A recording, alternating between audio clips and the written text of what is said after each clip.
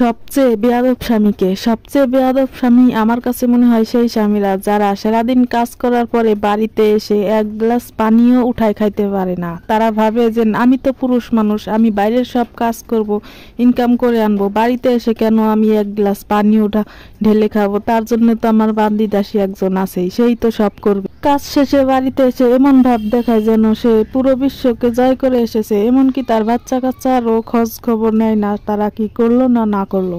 বাচ্চা কাচ্চা পালনের ক্ষেত্রে ওই স্বামীগুলো শুধু অর্থনৈতিক দায়িত্বই পালন করে, তারপর যে তার নৈতিক একটা দায়িত্ব আছে সেটা সে পালন করে না। ওইটা হচ্ছে সবচেয়ে বেয়াদব স্বামী আর সবচেয়ে স্বার্থপর স্বামী। বাড়িতে যে বেসিক কাজগুলো আছে, যেমন রান্না বান্না করা, থালা বাসন মাজা, ঘরদোর পরিষ্কার করা, কাপড় চোপড় পরিষ্কার করা, এগুলোকে স্বামী কোনো কাজই মনে করে না। সেভাবে এগুলো কোনো কাজই না, এগুলো কি কোনো কাজ হলো? এগুলো করতে তো কোনো কষ্টই লাগে না। কষ্ট লাগে না বেটা, তাহলে তুই করিস না কেন? এগুলা হচ্ছে স্বার্থ